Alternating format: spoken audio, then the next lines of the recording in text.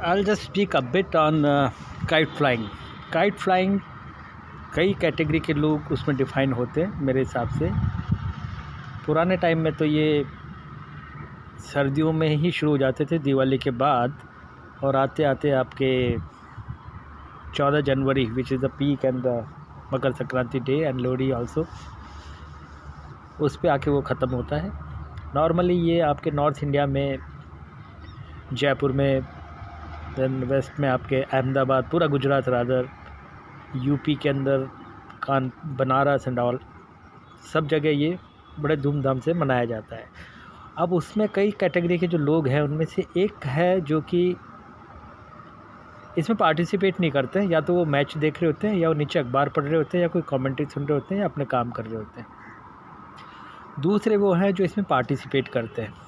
एक है जो कि सुबह से ही अपनी पतंग जो है वो सबसे पहले शुरू करते हैं उड़ाना, और वो उनका एक अचीवमेंट मानते हैं।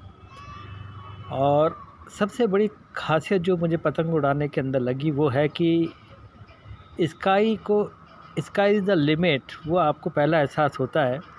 और इतना टाइम तक आसमान की तरफ देखने का एक्सपीरियंस काइट फ्लाइंग के अलावा मेरे ख्याल से आदमी को नहीं होता है।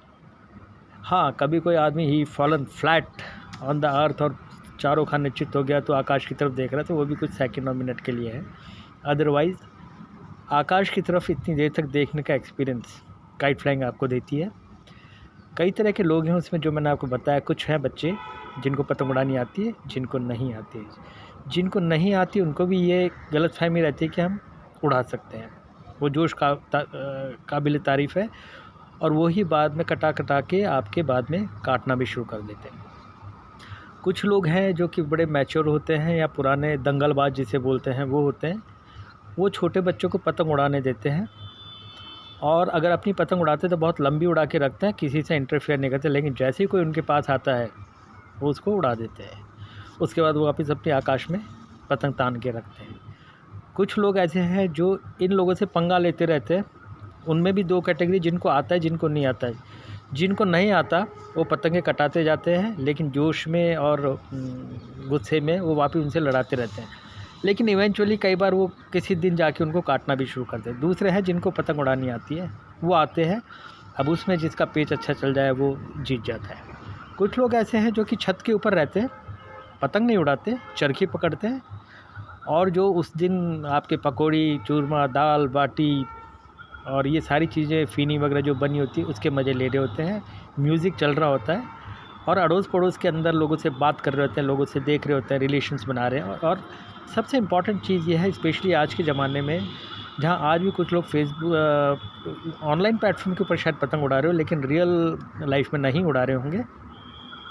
लेकिन एक बहुत बड़ा ऑब्जर्वेशन ये रहा है कि आपकी जो स्किल है काइट फ्लाइंग की और इनकी, ये आपकी पर्सनैलिटी को जो है वो डिपिक्ट करती है। और उसमें भी कई तरह के हैं। एक होता है खींच के लड़ाना, एक होता है नहीं लड़ाना, एक होता है कोई और आके लड़ा ले, और चौथा है आपका ढील के अंदर लड़ाना।